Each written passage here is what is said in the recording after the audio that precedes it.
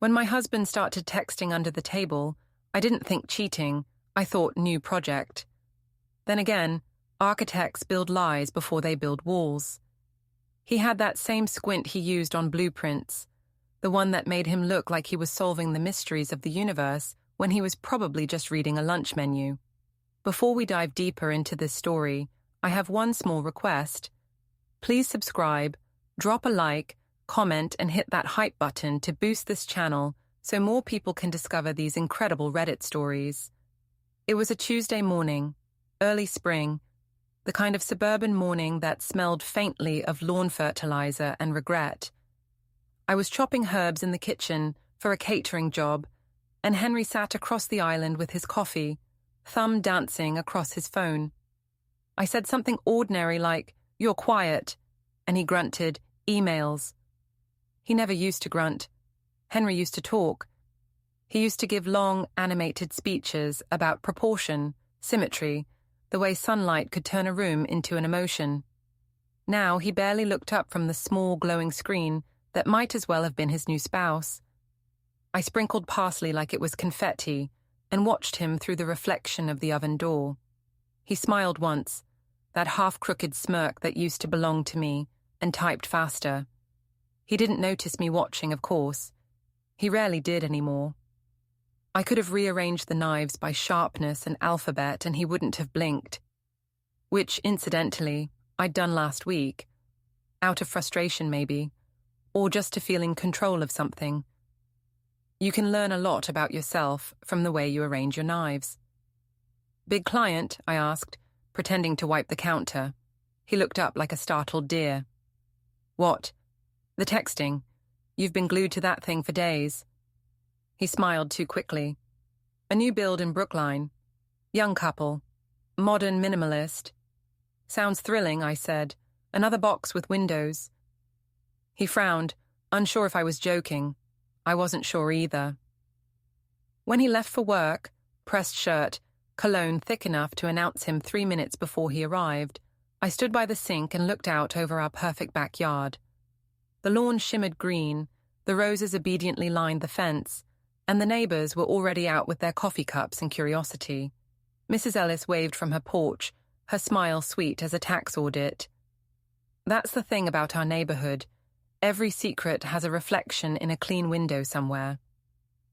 By 9 o'clock, I was in the catering van heading downtown. My sous chef, Ryan, was already at the restaurant, prepping for the corporate lunch we had that afternoon. Cooking was my sanity.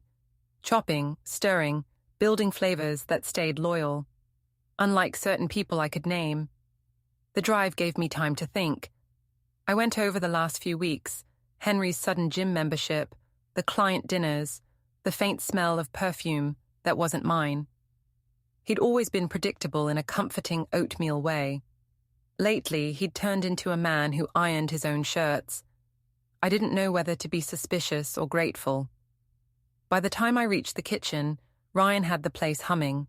He was 29, tattooed with recipes in Latin, and could make a vinaigrette that could win hearts.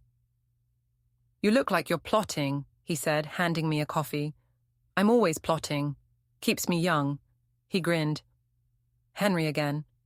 I gave him a look. He raised his hands in surrender. "Hey, I didn't say anything. Just, you've been reorganizing the spice rack alphabetically, twice. It's efficient. It's unsettling." I laughed, because sarcasm had become my only safe language. By noon, I was elbow-deep in roasted vegetables and polite conversation. But Henry kept slipping into my head. Every time my phone buzzed, I half hoped it was him asking something normal. "What's for dinner? Do we need more olive oil?" And half hoped it was anything but.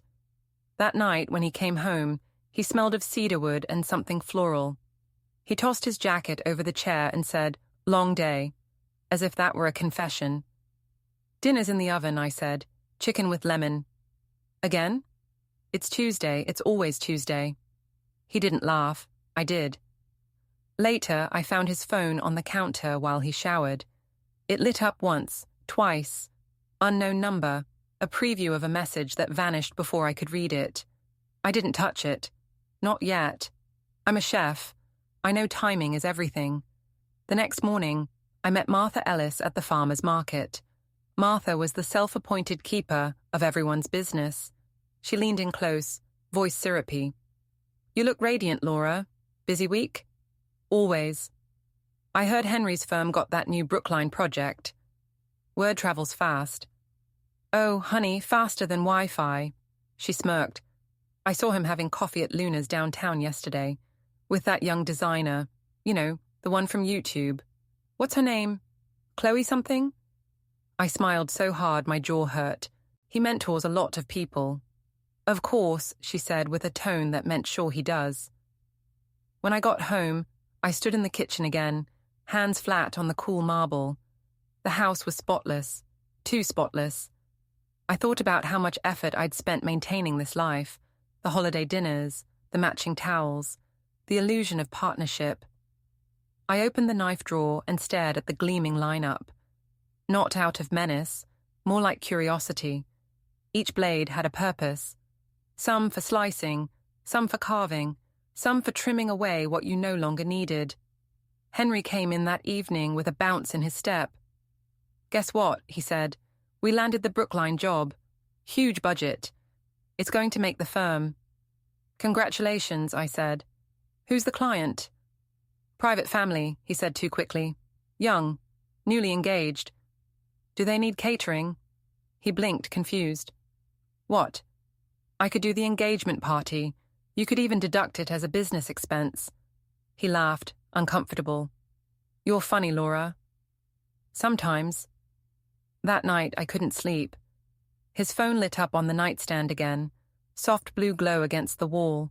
I could almost hear the ping in my head.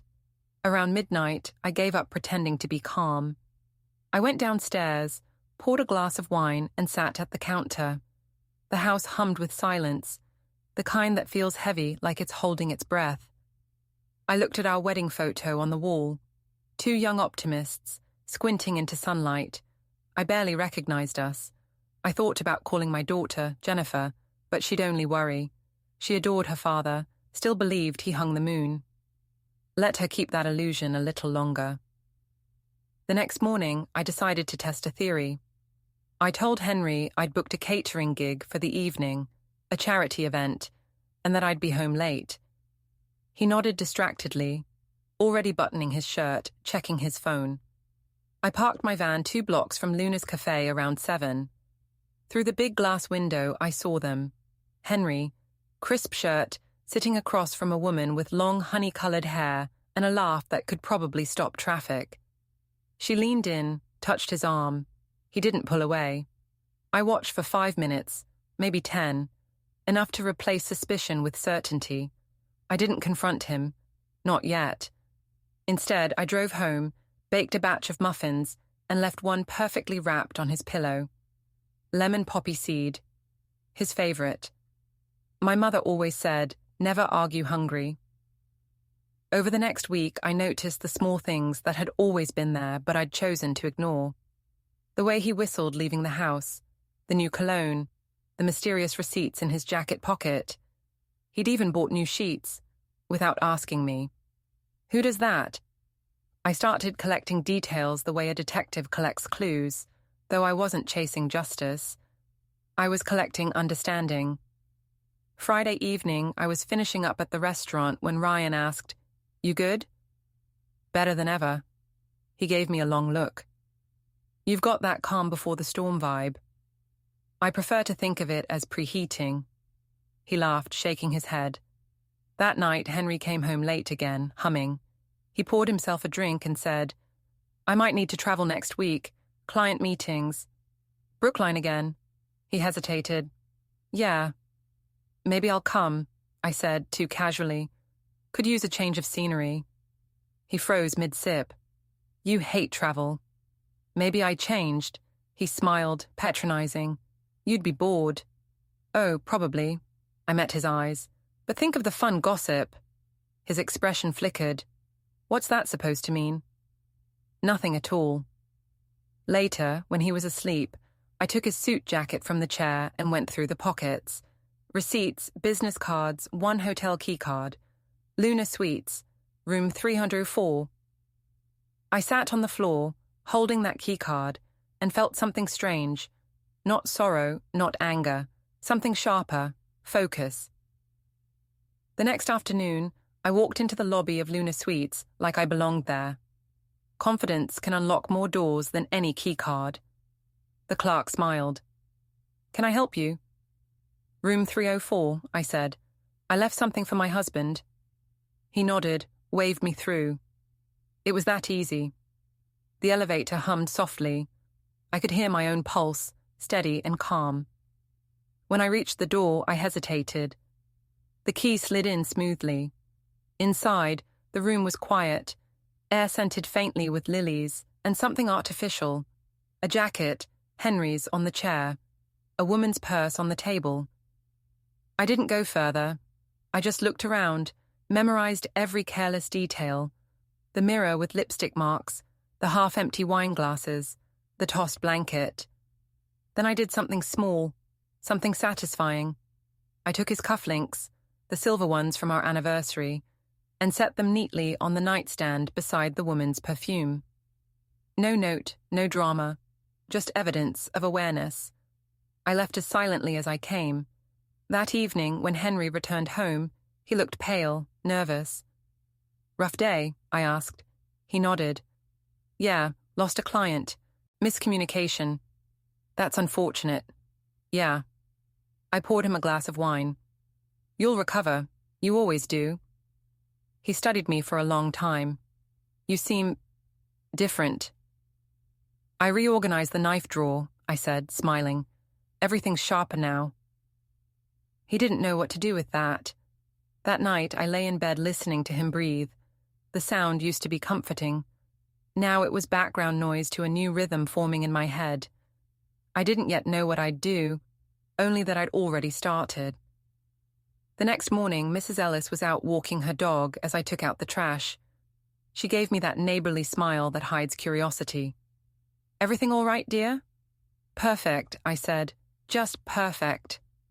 She leaned closer, voice dropping. "You know, I always tell people, marriage takes work." "Oh, it does," I said, lifting the bin lid. "But I've always been good with tools." She blinked, uncertain whether to laugh. I smiled anyway. Inside, the house gleamed with artificial calm. The knife drawer waited, immaculate, each blade in its rightful place. I closed it gently and thought, let him keep building lies. I'll build something better. That evening, while he chatted on his phone in the next room, I leaned on the counter and wrote a list. Ingredients, but not for food. Actions. Quiet, precise, effective. Step 1 was simple. Observe. Step 2, wait. Step 3, well, that would come soon enough. I glanced at the clock. 10:30. He was still whispering, laughing softly, the way he used to with me. I almost felt nostalgic. Almost. When he finally came to bed, he said, "You're up late." "Couldn't sleep." "Something on your mind?" "Just recipes." He smiled, oblivious. "My little chef." "Always," I said, smiling back. In the dark, I stared at the ceiling, counting the seconds between his breaths. The plan wasn't fully formed yet, but it was simmering, low and steady, the same way you let a sauce reduce until it's strong enough to stand on its own. Outside, sprinklers whispered across the lawns, a perfect suburban lullaby. Inside, my world was rearranging itself, quietly, efficiently, like knives sliding into new slots. By morning, I'd decided I wasn't going to confront him with shouting or tears. That's what people expect. No, I'd do what I do best. Prepare. And when the time came, I'd serve him a dish he'd never forget. I used to think the house was quiet because it was peaceful. Now I realized it was quiet because something had left it. Noise can mean life, but silence, real, thick silence, means someone's already moved on emotionally. For 3 mornings straight, Henry hummed while shaving. The same tune, cheerful and tuneless. It reminded me of how he used to hum while sketching designs. Only now it sounded like performance. Too bright, too steady. A man convincing himself everything was fine. He left earlier than usual that Monday, claimed he had to check site measurements. He even kissed my cheek on the way out, a light, polite tap that could have been mistaken for a courtesy greeting between strangers.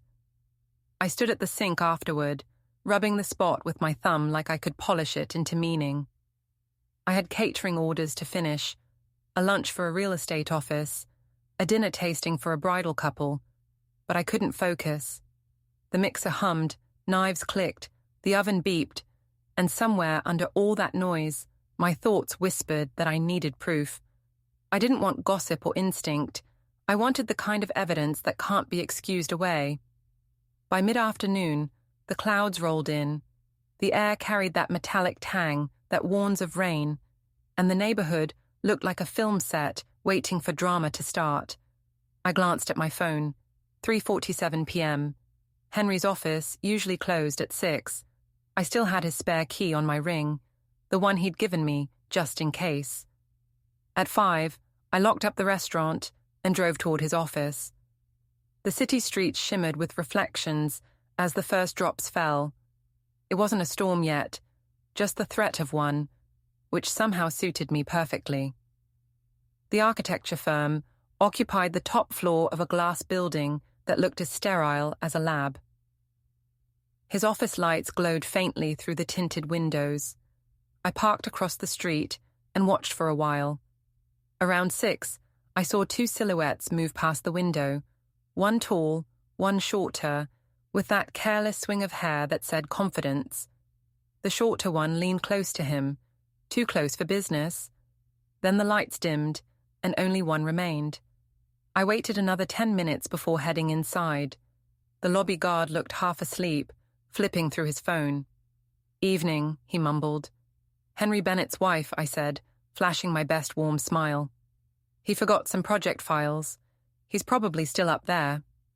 The guard nodded, barely glancing at me. "Elevator's still on manual mode. You can head up." The elevator was mirrored, and I watched my own reflection on the way up. Calm, controlled, not the image of a woman unraveling. My hands didn't even shake. That's the benefit of decades in professional kitchens. Chaos becomes routine. The door to his office was slightly ajar. Inside, the light above the drafting table glowed, illuminating sheets of tracing paper, sketches, and coffee stains. His jacket hung over the chair. The air smelled faintly of his cologne, mixed with something sugary and floral. I stepped carefully, every footfall muffled by carpet. The main drawing on the table caught my attention. Modern house plans labeled Rain's Residence. I traced the pencil lines with my eyes. Open layout, marble kitchen, ridiculous walk-in closet. The sort of place designed for someone who likes to be seen. I flipped through the pages until I found notes scribbled in Henry's handwriting. Client prefers light oak over walnut. Chloe wants skylights. Chloe. I whispered the name like it might vanish if I said it aloud. My fingers brushed a photo clipped to the corner of the page, Henry standing beside her, both smiling. She was younger, bright-eyed, with the kind of beauty that photographs well because it's aware of itself. I sat down in his chair, leaned back, and stared at the ceiling. The office hummed with the low buzz of electronics, the soft patter of rain against glass. Somewhere far below, traffic murmured. For a moment, I let the absurdity of it wash over me, my husband designing a love nest while I made soufflés for other people's celebrations. On his desk sat his laptop, closed but not locked. The universe occasionally gives small gifts to the patient. I pressed the spacebar. The screen blinked awake. His email inbox was open, cursor blinking in an empty draft. I didn't need to dig deep.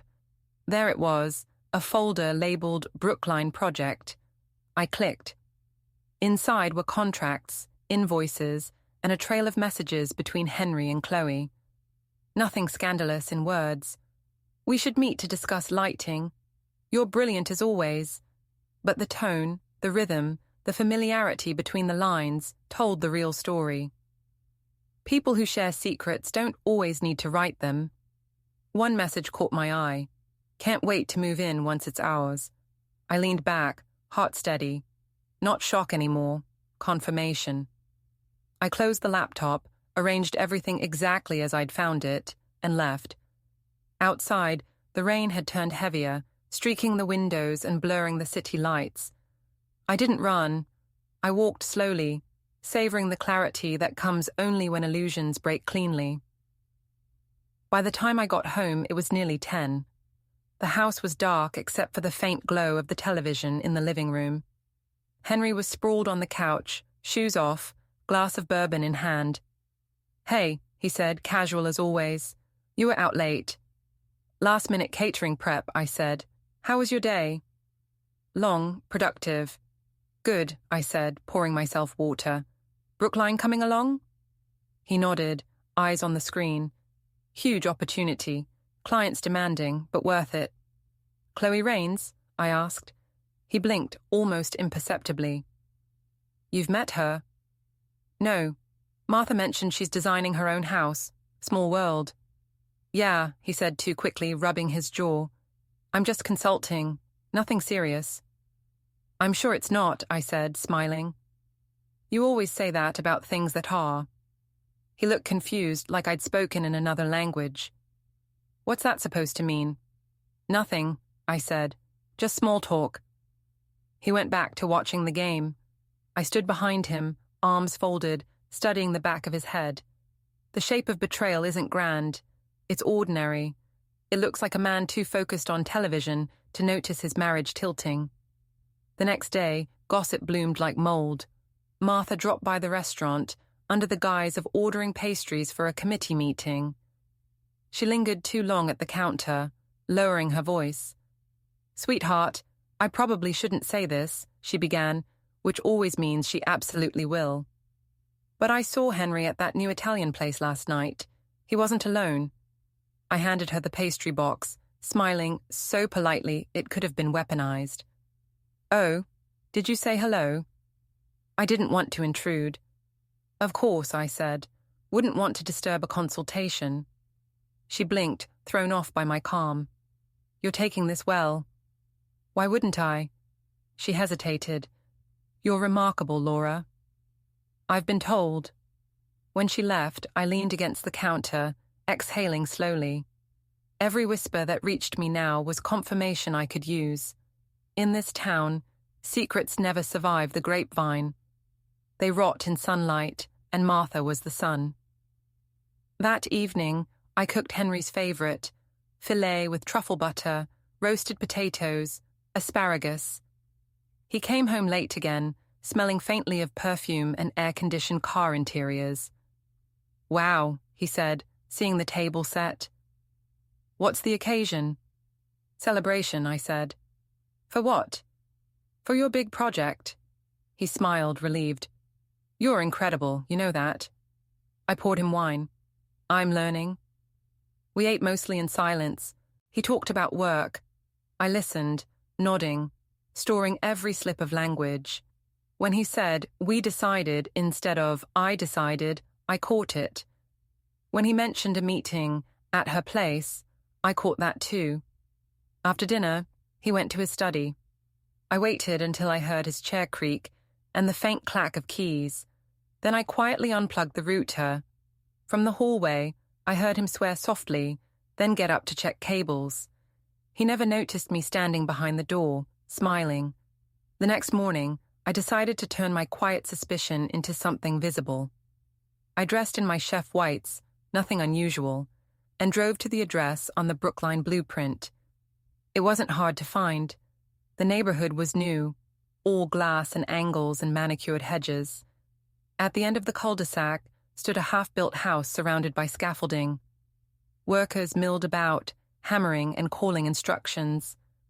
I parked a block away and walked closer, clipboard in hand. People rarely question confidence or a uniform. Inside the property fence, I could see Henry talking to Chloe. She wore high-waisted jeans, a crisp white blouse, and sunglasses perched like a crown. She was laughing, flipping her hair, while Henry gestured at the plans. They looked like an advertisement for midlife reinvention. I didn't get close enough to be seen, just close enough to memorize the scene, his posture, her expression, the way his hand lingered when he pointed at something on her tablet. I took a photo with my phone, not for revenge but for remembrance, proof that my instincts hadn't betrayed me. Rain threatened again, dark clouds rolling in. I left before he could spot me. That night, I didn't say a word. He came home later than usual, his shirt damp from the drizzle, his mood oddly bright. "We made great progress today," he said. "Client's thrilled." "I'm sure she is," I replied. He looked at me, sensing something off, then dismissed it. "You've been quiet lately." "Thinking about taking up a hobby," I said. "What kind?" "Architecture, maybe. I hear it's easy to start in your 50s. He laughed uneasily. "You're funny, Laura." "I'm starting to think so, too." That weekend, the Homeowners Association hosted a community brunch. Martha cornered me again, her voice dripping excitement. "Everyone's talking, you know." "Are they?" "Oh, yes. Apparently, Henry's new project might win a design award. With that young designer, what's her name again? Chloe." "How nice," I said, sipping my coffee. "I heard she's quite talented." "I'm sure she is," I said. "Takes talent to make something look original when it's copied from someone else's dreams." Martha blinked, processing that, then decided she didn't understand, and moved on to criticize someone's lawn. When I returned home, Henry was in the garage tinkering with his toolbox. "Need help?" I asked. He smiled without looking up. "Just fixing things." "Good," I said softly. "We could use more of that around here." That night, I took the folder from the office printer, his monthly invoices, and slipped in one new page. A transfer of design rights, something small but symbolic. It wouldn't mean anything legally, but it would make him curious. At 2 a.m, I heard him get up, shuffle papers, mutter to himself. The confusion in his voice was oddly satisfying. By Tuesday, the gossip mill was boiling. Ryan caught me wiping down counters and said, "You've got that look again." "What look?" "The one that says you're about to serve something cold." "Nothing cold," I said, "just well seasoned." I told him I might need help with an event soon, something private. He raised an eyebrow but didn't ask questions. Smart man. That night, the rain finally broke into a full storm. The house creaked under wind, and lightning flashed, like the universe was taking photographs. Henry worked late again, papers spread across the dining table. I watched from the kitchen doorway as he traced lines on the blueprint, lips moving silently. I almost felt sorry for him. Almost. When he finally went upstairs, I lingered. The plans lay open under the lamp's warm glow. I ran my fingers over the paper, the neat handwriting, the small notes of domestic fantasy. Then, with deliberate care, I flipped to the cover sheet and wrote one line across the bottom margin in pencil. "Foundation looks weak. Might collapse under pressure." He'd find it in the morning. He'd wonder who wrote it. He'd look at me over breakfast, and I'd just smile. The next day, I served him pancakes and asked how the project was going. "Fine," he said, distracted. "Strange note on the plans, though. Probably one of the interns joking around." "Maybe the plans are haunted," I said. He chuckled, shaking his head. "You watch too many shows." I smiled sweetly, just keeping up with reality. As he left for work, the storm clouds began to thin, letting a sliver of sunlight spill over the kitchen tiles. The house felt lighter somehow. Not peaceful, but purposeful. I opened the knife drawer again, checked the alignment, and closed it softly. The blueprints of my marriage were crumbling, but I was already drawing new ones. Sharper, cleaner, stronger. And this time, I'd make sure every corner fit exactly as I wanted. By the time the tulips came up in neat suburban rows, Henry's double life had settled into something resembling routine. He'd leave early, come home late, and act surprised when I had questions he didn't want to answer.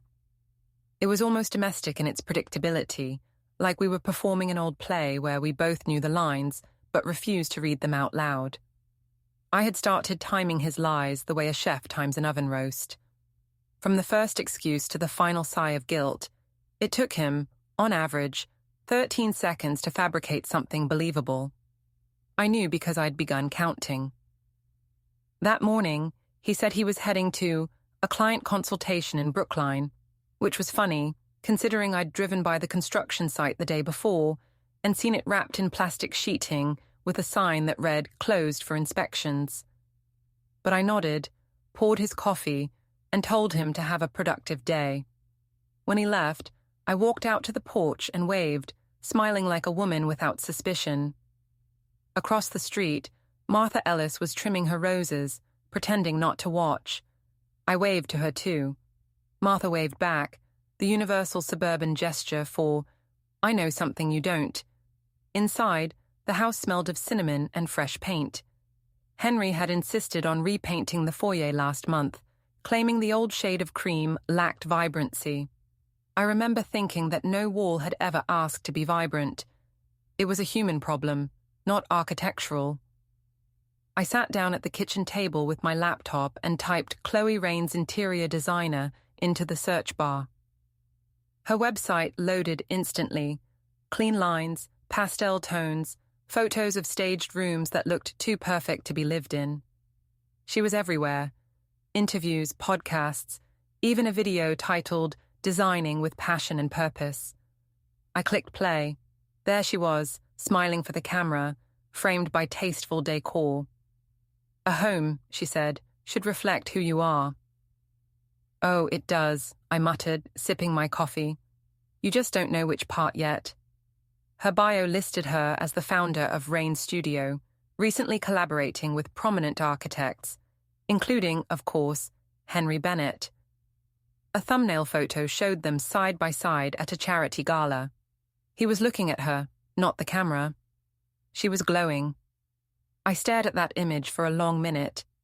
Then I closed the laptop, grabbed my purse, and decided it was time to see the glowing woman in person. The open house was at noon. Chloe had announced it on her social media, an event to showcase her signature modern comfort aesthetic. It wasn't at the Brookline site, but at a renovated house in Lexington, sponsored by some furniture brand. The kind of thing that draws realtors, decorators, and people with too much time. I put on a crisp white blouse and tailored pants, professional enough to blend in, neutral enough to go unnoticed. Then I grabbed my catering clipboard, added a few blank forms, and drove there. The event was every suburban dream condensed into 2 hours of polite laughter, sparkling water, and candle samples. The driveway overflowed with expensive cars, each one a reflection of someone's fragile ego polished to a shine. I walked in through the side gate, pretending to check inventory on my clipboard. Nobody questioned me. People see what they expect, and nobody expects a wife playing detective to look like a caterer. Inside, the house smelled of eucalyptus and fresh bread. Chloe stood near the kitchen island, radiant in beige silk, surrounded by people who adored her.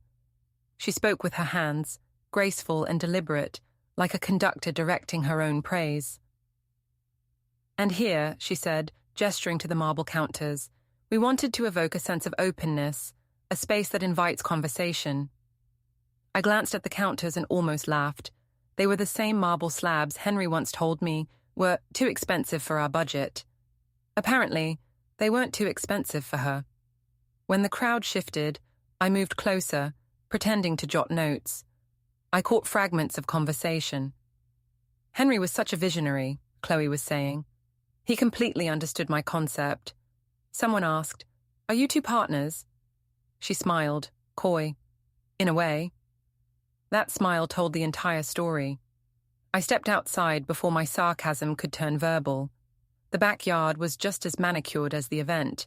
Rows of identical shrubs, fairy lights strung like hope itself. Near the back gate, I spotted her car, a pearl-white convertible, spotless, smug. The license plate read, "Inspire." I had a small container of fish sauce in my bag, left over from last night's dinner prep.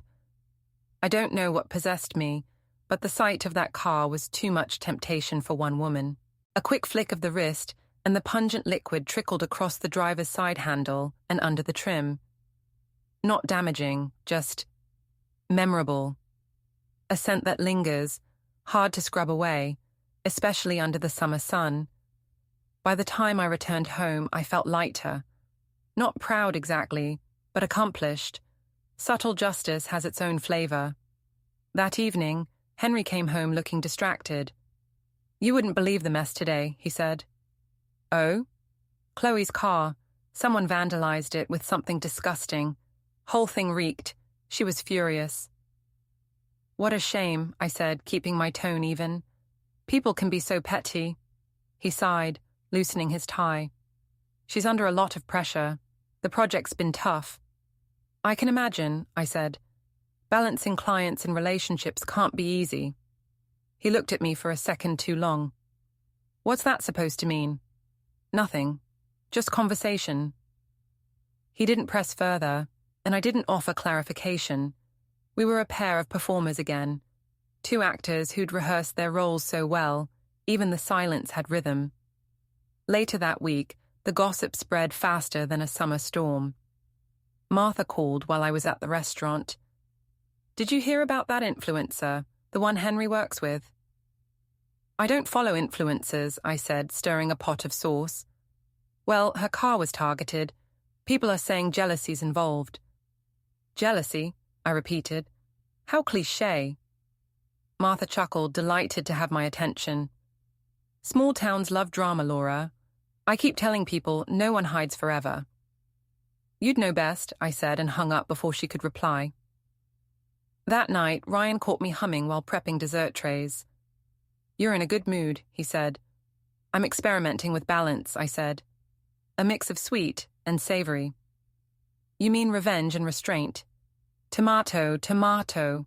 We laughed, but I could tell he suspected there was more to the story. Ryan had a good eye for tension. It's a survival skill in kitchens. By Friday, Henry started showing signs of unraveling. He snapped at small things, paced while on the phone, left drawers half open. He mentioned investors pulling back, delays in permits. The Brookline project was suddenly cursed. At dinner he said, "Maybe it's a sign to slow down." "You think the universe sends hints through building codes?" He smirked. "You never know." "I think the universe just reflects what we already built," I said. He didn't respond.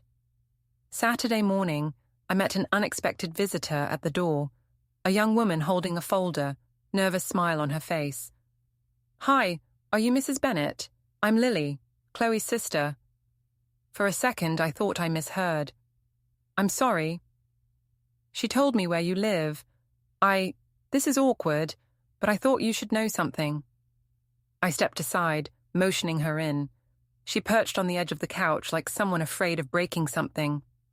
"I'm not here to cause problems," she said. "But Chloe's been pretending. She tells people she's from a design family, that she studied abroad.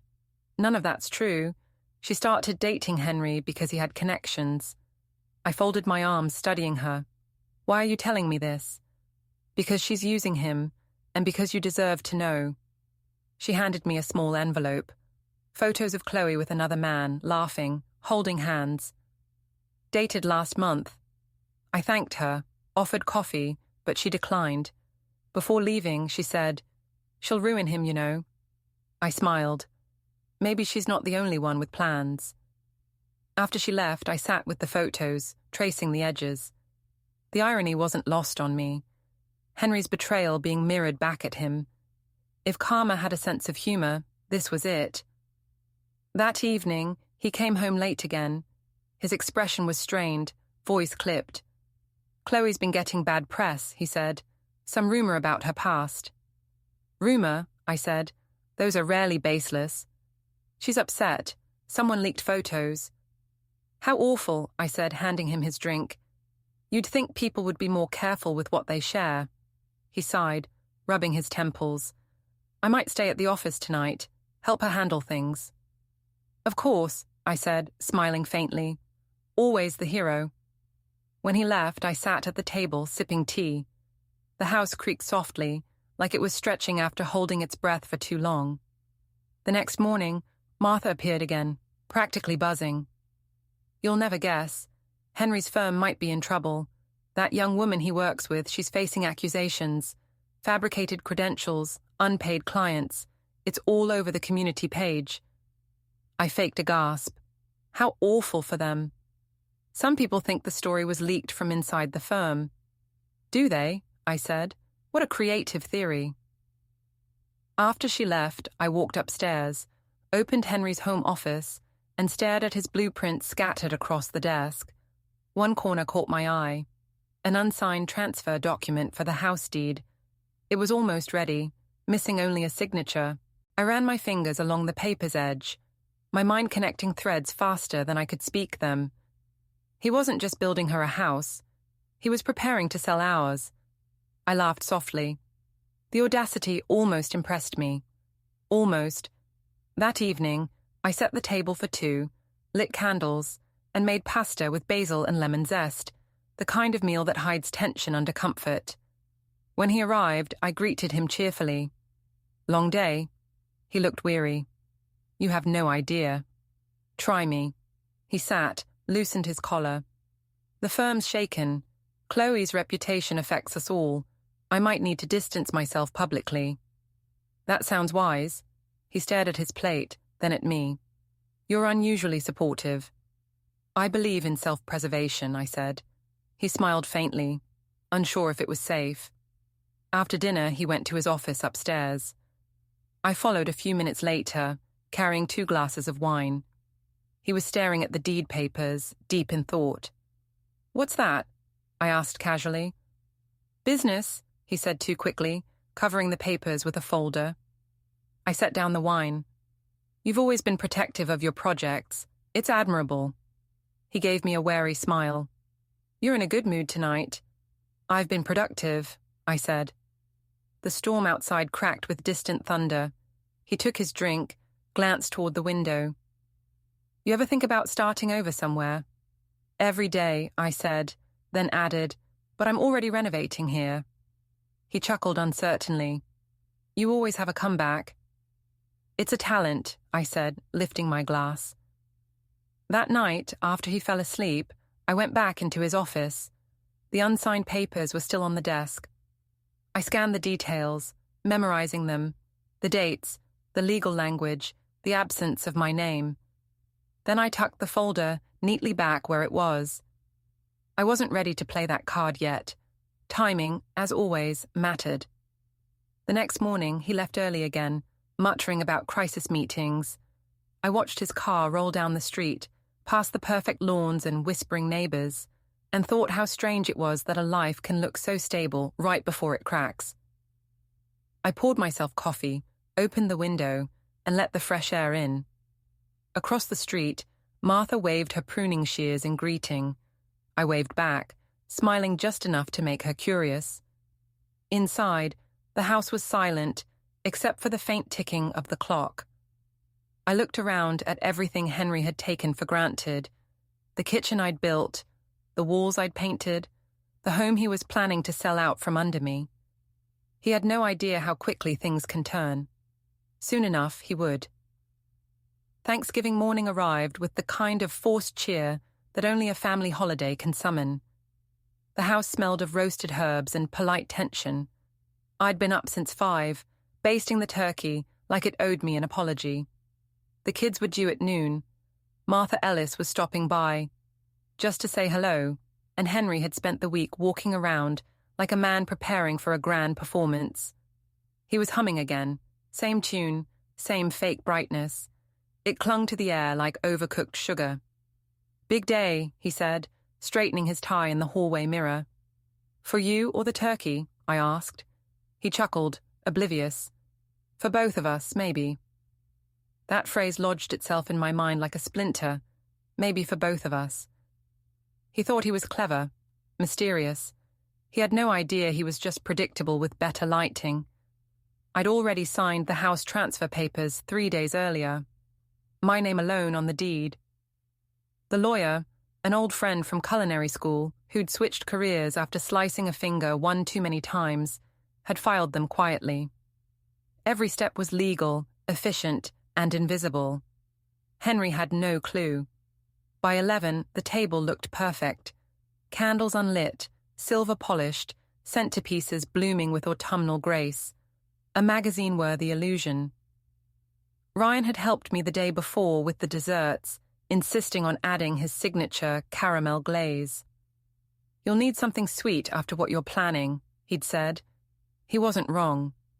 When Jennifer and Tom arrived, they brought the awkward optimism of adult children trying to pretend their parents were fine. Jennifer hugged me tight, whispering, "You look great, Mom." Tom gave me a smile that was more sympathy than joy. Henry joined us a few minutes later, arms wide, voice booming. "The family's all here, just like old times." Except it wasn't. Lunch was a symphony of small talk. The kids discussed work, travel, recipes they never intended to make. Henry kept steering the conversation toward himself. The firm, his incredible new project, his vision for modern spaces. He dropped Chloe's name once, then corrected himself with a cough. "Who's Chloe?" Tom asked. Henry's fork paused midair. "A client." I smiled. "Oh, she's more than that. She's practically part of the blueprint at this point." He shot me a look, the kind that says, "Not now." I just sipped my wine. Martha arrived right before dessert, claiming she was only dropping off a pie. Her eyes flicked around the dining room, scanning for gossip material. She stayed, of course, because people like Martha never truly leave. They just hover until the story gets good. As the conversation stumbled into comfortable silence, Henry cleared his throat. He stood, adjusting his cuffs, smiling like a man about to deliver a sermon. "I have an announcement," he said. Every fork froze. Even Martha leaned forward, pretending to inspect her nails. "I've made a decision," Henry continued. "I'm selling the house." The words floated there, absurd and confident. "What?" Jennifer said, half laughing. "I'm selling the house," he repeated. "Chloe and I—" He stopped, realizing too late that the name had slipped out. "We're starting fresh. She needs space for her kids and, well, I think it's time." The silence that followed was sharp enough to cut glass. Tom stared at him. Jennifer's eyes went wide. Martha inhaled loudly, delighted. I didn't flinch. I simply stood, smoothed my napkin on the table and smiled. "Well," I said, "since we're making announcements." I walked to the buffet, picked up an envelope and handed it to him. The room seemed to shrink. "What's this?" he asked, still grinning, still sure he was in control. "Open it," I said. He tore it open, glanced at the document inside, and went silent. The grin vanished. His eyes darted across the page, scanning, rereading. His face paled a shade I'd never seen before. "That's impossible," he muttered. "This can't— how—" "It's all filed," I said. "Legally binding, notarized, recorded. The house belongs to me now. Completely." The kid stared at me, stunned. Martha made a sound that could have been a gasp or a suppressed laugh. It was hard to tell. Henry looked up, voice unsteady. "You went behind my back?" I tilted my head. "You mean like designing a home for another woman while pretending to still live in this one?" "Laura, you can't— This isn't fair." "Neither is betrayal, but here we are." Tom pushed his chair back. "Dad, what's going on?" "Ask him," I said, sitting down again. "He seems to love giving speeches." Henry looked at me, searching for mercy he wasn't going to find. "You don't understand. Chloe and I raised a hand. "Please, spare us the poetry. No one's auditioning for a romance film here." He tried to laugh it off, but the sound came out thin. "You can't just—" "I already did," I said. "Consider this your new minimalist design. Nothing left to clutter your conscience." Martha, ever the opportunist, cleared her throat. "Well," she said brightly, "this pie suddenly feels underdressed for the occasion." Jennifer covered her mouth, torn between shock and something dangerously close to amusement. Henry's composure cracked then. You think this is some game? You can't just erase me. I didn't erase you, I said. You did that yourself. I just filed the paperwork.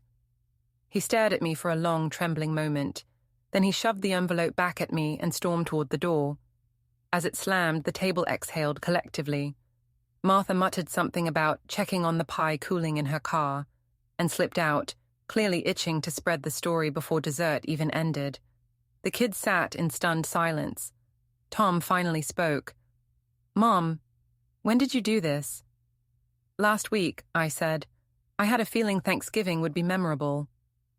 Jennifer frowned. You're not upset?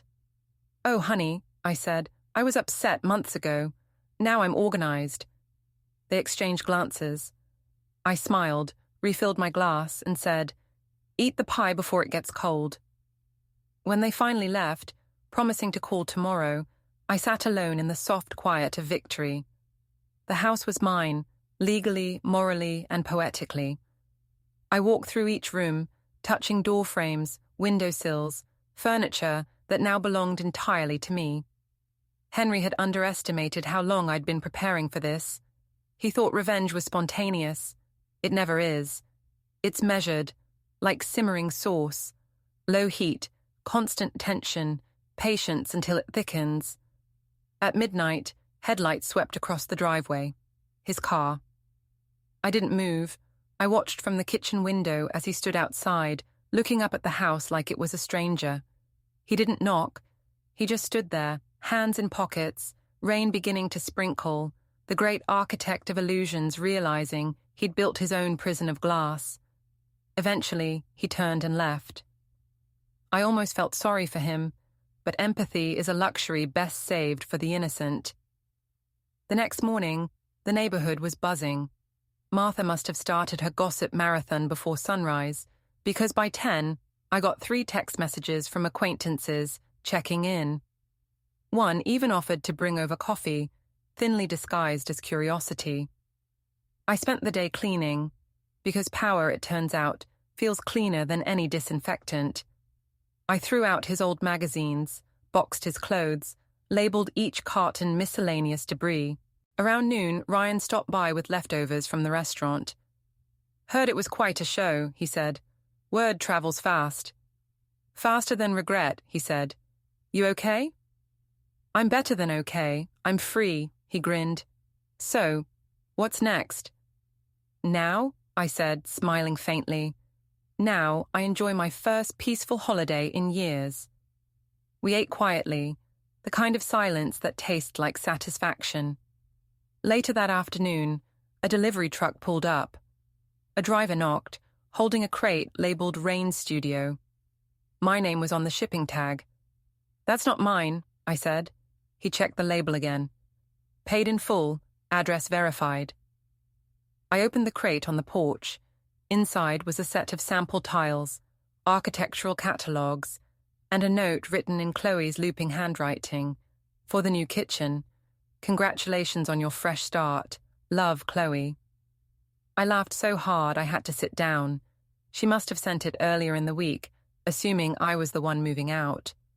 Oh, sweet irony, I said aloud, admiring the expensive tiles.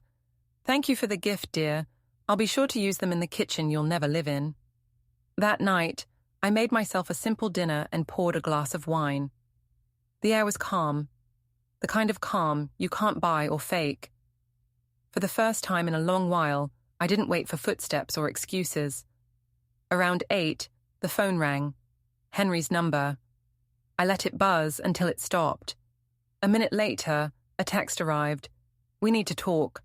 I stared at the screen, then turned it face down on the table. Some things don't deserve replies.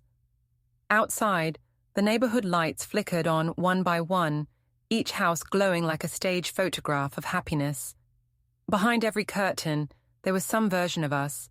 Someone lying, someone discovering, someone rebuilding.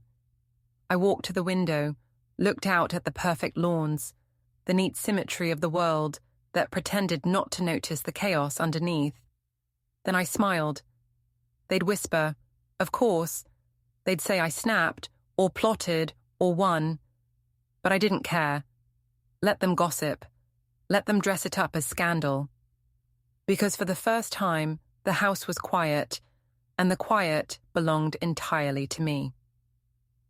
The week after Thanksgiving felt strangely quiet, like the neighborhood had collectively exhaled after holding its breath too long. The story of our little family performance had traveled faster than a turkey through gossip. By Monday, people were pretending not to stare when I walked into the market. Some smiled too politely, others whispered just loud enough to be heard. I didn't mind. Let them feast. Every whisper was confirmation that Henry's perfect image was finally cracking.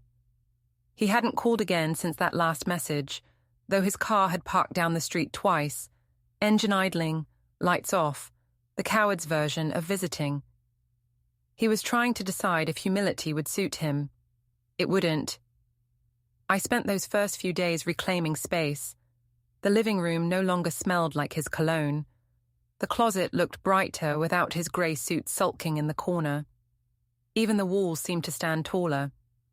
Ryan came by often, under the excuse of bringing me catering supplies or checking on logistics, but I knew it was his way of keeping an eye on me. "You're glowing," he said one afternoon, stacking boxes. "Revenge looks good on you." "It's not revenge," I said. "It's rearranging." He grinned. "That's a nice way to say it."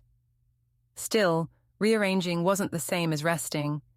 Part of me waited for Henry to make his next move, because he was too proud to vanish quietly.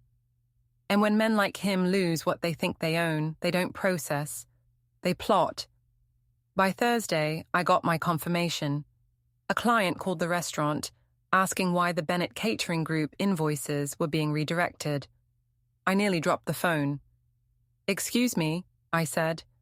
"Your husband, Mr. Bennett, emailed us an updated banking detail for payments," she said. I smiled, steady. "Thank you for letting me know. Please ignore that email. My husband no longer represents this company." After hanging up, I called Ryan into the office.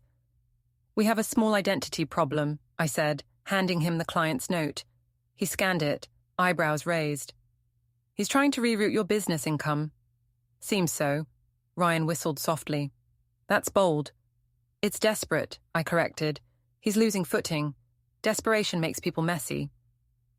We spent the afternoon contacting every client, locking accounts, changing passwords. By evening, I'd closed every door Henry could try to reopen. I even called his former assistant. She confirmed he'd been dropping my name at meetings to secure design leads. He was trying to stay relevant by borrowing my credibility. How poetic. That night, as I left the restaurant, I noticed a car idling near the corner. The headlights flickered once, then turned off. It wasn't the first time I'd seen it that week. I got into my van calmly, but my pulse quickened just enough to make me focus. The route home was quiet, streetlights glowing through mist. Halfway down Pinehurst Drive, I saw those same headlights again in my mirror. I tested them, turned left, then right, then slowed. They followed every move. Fine, I thought, let's see how committed you are. I took the long way, past the park, into the narrow service road behind the grocery store. It curved sharply and led back toward the main street. At the curve, I cut my lights, rolled to the side, and waited. A second later, the other car sped past, too fast to notice me tucked in the dark. It was his car. I exhaled, not from fear, but from recognition. He'd always been careless when he thought no one was smarter than him. When I got home, I sat at the kitchen counter for a long time, staring at the quiet house. He was watching me now, circling like an architect inspecting his own demolition site. That meant he was running out of options. The next morning, I visited the bank. The manager, a kind man who'd eaten more of my pastries than he'd ever admit publicly, confirmed what I already suspected. Henry had attempted to withdraw from our joint business account. The system flagged it after my transfer of ownership papers finalized. He'd been denied. I thanked him, smiled, and walked out with a clarity that felt like sunlight after fog. That evening, Ryan came over with takeout. "So what's next?" he asked between bites. Let him sweat, I said. He'll make another mistake soon. And he did. 2 days later, Chloe hosted a live-streamed event to relaunch her design brand after the PR misunderstanding. I wasn't planning to watch, but Ryan texted me mid-prep. You need to see this. On screen, Chloe smiled too widely, wearing a floral dress that probably cost more than my first catering van. I want to thank my partner, Henry Bennett, for believing in my vision, she said. Together, we're creating something timeless. Behind her, I recognized my own design sketches pinned on the wall, layouts I'd created for a client 2 years earlier. My signature watermark was faint but visible. Ryan looked at me. Is that? Yes, I said. She's using my work. He whistled. You want to call a lawyer? No need, I said. I already have a plan. That night, while her live replay circulated online, I sent a message from my business account to 3 design magazines and the Community Association's newsletter. Anonymous tip: local influencer caught plagiarizing small business owners' designs. I attached the side-by-side images. No accusations, just evidence. By morning, the story had spread faster than her latest video. She tried to deny it, then blame interns, then went silent. Within hours, the sponsors pulled their partnerships. Henry must have been furious. I imagined him pacing, calling her, realizing how fast the empire they'd built on deceit could crumble. I didn't feel triumphant. I felt precise. That evening, as I loaded catering trays into the van, Ryan said, You realize you've basically dismantled them without touching a single law book. I prefer practical solutions, I said. Paperwork is mightier than chaos.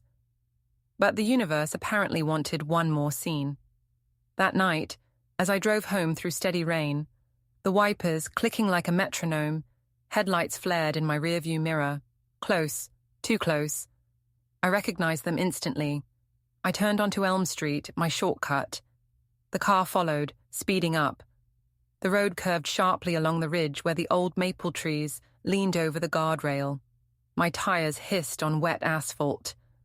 Fine, I thought again. Let's see what you've got left. I hit the brakes suddenly, pulling into a side turnout by the lookout point. The other car skidded slightly as it stopped behind me. I stepped out before he could. Rain slicked my hair against my face, cold but invigorating. Following me now, Henry, I called over the rain. The driver's door opened. He stepped out, coat unbuttoned, eyes wild, not violent, just unmoored. We need to talk. Funny, that's what you texted last week. You ruined me, he said, voice hoarse.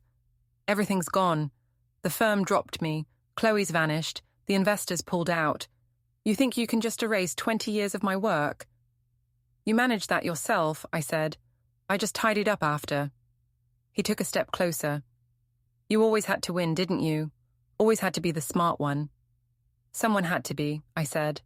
His jaw tightened. I loved you once, you know. I laughed softly. And I once believed you meant it. We've both evolved. For a moment, we stood under the rain. 2 people who'd built a life together and then burned it down one quiet betrayal at a time. He looked smaller now, stripped of his arrogance. I have nothing, he said finally. Then start over, I said. That's what architects do, right? Rebuild. He looked past me, toward the house lights glittering in the valley below. You think you've won? There's no winning here, I said. Just endings. He didn't respond. Instead, he turned, got back into his car, and drove off, tires spitting water. I stood there until the headlights disappeared, the rain softening to drizzle.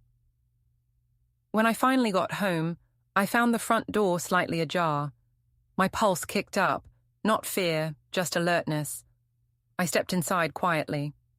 The house was dim, faint light spilling from the living room. And there she was, Chloe. She was drenched, mascara smudged, hair plastered to her face. I just wanted to talk, she said quickly. How did you get in? Back door, it was open. Convenient. She took a hesitant step forward. You don't understand. He lied to me too. He said the house was almost his, that you'd already agreed to sell. And you believed him. She swallowed hard. I didn't know he'd... Stop, I said, holding up a hand. You knew exactly what you were doing. You just thought you'd win. Her eyes flicked around the room, taking in the framed photos, the warm lights, the stability. I just wanted a chance, she whispered. Everyone wants a chance, I said. What we do with it defines us. She looked at me then, something defiant flashing through her fear. You think you're better than me? No, I said, just quieter. She took another step closer. He's ruined. You got what you wanted. Why keep going? Because I haven't finished yet. Her lips parted, confused. What else could you... I didn't answer. Instead, I reached for the envelope on the table, the same one Henry had read on Thanksgiving, and handed it to her. She frowned, opening it slowly. Inside was the finalized title deed, my name printed in bold. Do you know what this is? I asked. Her gaze flicked over the paper. The house? Yes, I said. Mine, every inch of it, which means you're standing on private property. She froze, then laughed weakly. You wouldn't... Relax, I said, walking to the door. I'm not throwing you out. The rain will do that for me. I opened the door wide. The wind howled through the entryway. You should go before it gets worse. Her face twisted, humiliation mixing with disbelief. You're cruel. I'm efficient. For a heartbeat, we stared at each other. Two women who'd lived in different worlds, but shared the same man's mistakes. Then she turned and ran into the rain. I closed the door, locked it, and leaned against it. Not tired, not satisfied, just steady. The next morning, Ryan found me at the restaurant early, kneading dough like nothing had happened. You look like you slept fine, he said. I did, I said, for the first time in years. He leaned against the counter. He's finished, you know. Word is the firm cut ties officially. She's gone too. Good, I said simply. He hesitated. Do you ever miss any of it? The noise, the pretending, no. I dusted flour off my hands. Some structures are meant to collapse. That evening, as I drove home, the rain finally cleared. The streets shimmered under the streetlights. I parked, stepped out, and stood for a moment looking at the house, the one that used to feel like a stage, now finally just mine. Inside, everything was calm. I poured a glass of wine, sat by the window, and watched the lights blink across the neighborhood. Somewhere, someone was probably retelling my story over dessert. Let them. Henry had built monuments out of ego. I built patience into a weapon and used it quietly. And now, all that was left was silence, real silence, the kind you earn. For once, the architect's masterpiece was complete, and he was the ruin left behind. The morning after the storm smelled like wet pavement and unfinished business. The air carried a strange quiet, the kind that sits heavy before something shifts. I'd told myself the story was finished, that Henry and Chloe had finally burned through their chaos, leaving me free to start again. But that morning, I woke with the unmistakable sense that the final act hadn't yet played. The house felt too still, too calm, as though it were holding its breath. I went about my usual routine: coffee, checking catering schedules, trimming herbs from the kitchen garden. But every movement felt deliberate, rehearsed. Somewhere in the rhythm of normalcy, a knock at the door broke the illusion. 3 sharp knocks. Not tentative, not polite. I opened the door to find Henry standing there, soaked from rain again, clothes disheveled, eyes hollow but burning with something desperate. We need to talk, he said. We already have, I replied. Laura, please. His voice cracked on the last word, a sound I hadn't heard from him since we were young. You can't just cut me off. I made mistakes, yes, but you can't... I can, and I did, I said. He looked past me into the house like it was still his. You can't even let me explain. I crossed my arms. Explain what? The affair, the lies, The attempt to steal my business funds. The house you tried to sell under me. You're running out of explanations, Henry. Pick your favorite. For a second he seemed to shrink. The man who once commanded rooms, now a shadow of his own arrogance. Then he straightened, jaw tightening. You think you've won. I tilted my head. You keep saying that, as if this was a contest. Everything's a contest with you, he snapped. You've always had to be right, had to control every detail. Even now you're... Calm, I interrupted. Yes, Henry, I am. You should try it sometime. He exhaled hard, like a man deflating. I lost everything because of you. You lost everything because of yourself, I said. But if it makes you feel better, you can pretend I'm the villain. Maybe you are, he muttered. I smiled slightly. Finally, you're catching up. He took a step inside without waiting for an invitation. I didn't move to stop him. Let him look around at what used to be his kingdom. The house looked warmer now. Plants thriving, light filtering through clean windows, not the sterile museum he'd once insisted upon. This used to be our home, he said softly.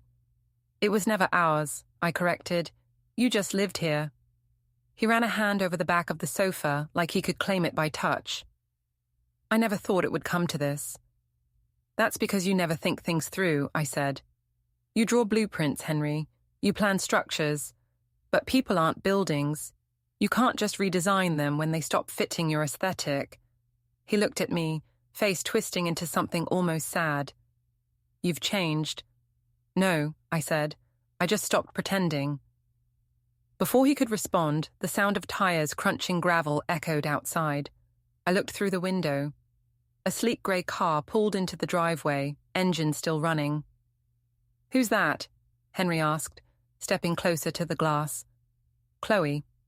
She stepped out of the car, umbrella snapping open, her outfit immaculate despite the weather. Her expression was unreadable as she walked toward the porch. Of course, I murmured. Perfect timing. Henry turned to me, anxious. I didn't ask her to come. Don't flatter yourself, I said. She probably has her own agenda. The doorbell rang, bright and cheery, absurdly out of place. I opened the door before Henry could speak. Chloe lowered her umbrella and smiled faintly. We need to talk, she said, echoing his earlier words. Apparently that's today's theme, I replied. Come in. She stepped inside, her eyes flicking between me and Henry. The air thickened instantly. For a moment, no one spoke. Then Chloe sighed, brushing rain from her sleeve. I didn't come to fight, she said. Good, I said. You'd lose. Henry glared at me, but Chloe ignored it. Everything's fallen apart. The sponsors, the studio, the house project, it's all gone. And now the investors are threatening legal action. They think Henry forged signatures. He spun toward her. That's absurd. Is it? She asked coolly. You used my name on permits without my approval. Henry's face reddened. You told me to handle it. I told you to assist, not impersonate me. Their argument built fast, voices bouncing through the room like ricochets. I let them talk, watching them unravel. It was almost theatrical. Two people who deserved each other discovering that partnership doesn't survive under pressure. Both of you should leave, I said finally. Chloe turned to me, eyes narrowing. You think this is funny? You started all of this. Correction, I said. I finished what you started. You exposed me, she shouted. I simply told the truth, I said. You're the one who tried to live on borrowed identities. I just returned them to their rightful owners. Her composure cracked, voice trembling with fury. You've ruined my life. I met her gaze. Then we're even. Henry rubbed his temples. Enough. Both of you. This isn't helping anyone. Helping, I repeated. That word doesn't suit you, Henry. You've never helped anyone without expecting a standing ovation. He turned toward me, eyes sharp again. You think this house makes you powerful? It's just walls. Without me, it's empty. I took a slow step forward. Funny, it feels full now. Something in his expression flickered. Anger, guilt, maybe realization. He opened his mouth to speak, but Chloe cut in. You deserve each other, she spat. Two control freaks who can't let go. Trust me, I said. I let go a long time ago. She laughed bitterly. You think you've won because you kept the house? Because you embarrassed us? Wait until the gossip turns on you. People love a revenge story until it's over. I'm not giving them an ending, I said. Just a lesson. Henry looked between us like a man standing between two collapsing walls. I can't do this anymore, he said quietly. Then don't, I said. Leave. He stared at me for a long time, then grabbed his coat and walked out into the rain. Chloe hesitated for a second, then followed. I closed the door behind them, locking it with a soft click that sounded final. But peace never lasts long in stories like this. 10 minutes later, a loud crash echoed from outside, the unmistakable sound of metal against stone. I ran to the window. Henry's car was half on the curb, smoke curling from the hood. The front gate hung open, the post bent at an odd angle. I stepped onto the porch. Rain pelted my face as I called out, "Henry!" He emerged from the driver's side, coughing, unharmed but furious. "The brakes jammed," he shouted. "Maybe the universe is tired of your entrances," I said. Chloe climbed out of the passenger side, glaring. "This is your fault, Laura." I blinked. "My fault? I wasn't even in the car." She pointed toward the gate. "You had it rigged, some kind of stunt to scare us." I laughed outright. "You give me too much credit." Henry kicked the tire, muttering, "This is ridiculous." Rain streamed down his face as he turned to me. "Happy now?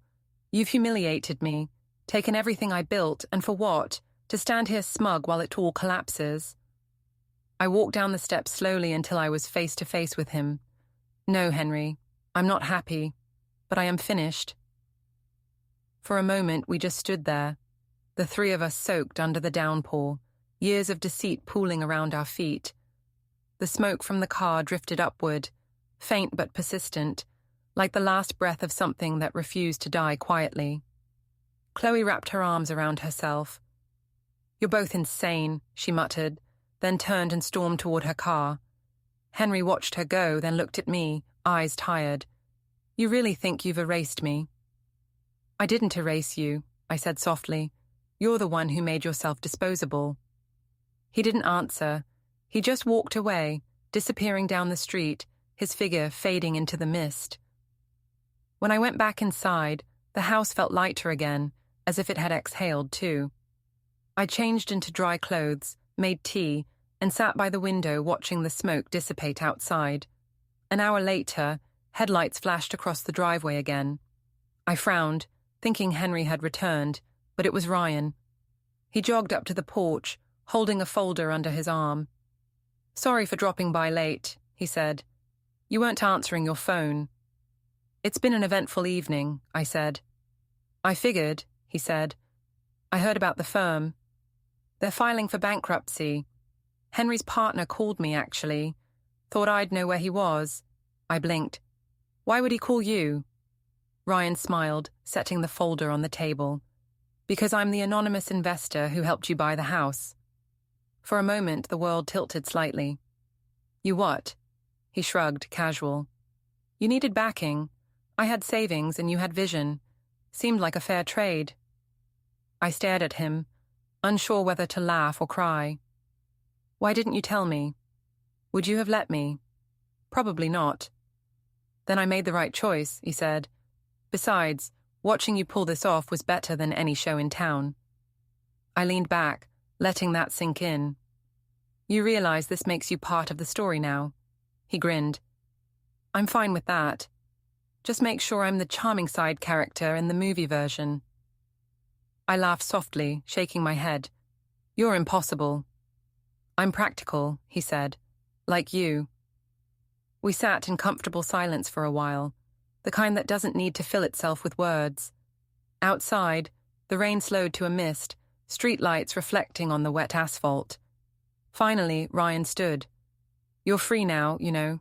Completely. He can't touch you anymore." "I know," I said. "Then maybe start living like it."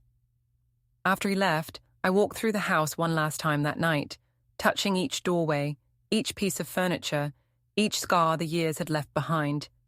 The storm had passed, but the echoes of it still lingered, like the smell of smoke after a fire. I poured one final glass of wine, stepped onto the porch, and looked out over the neighborhood.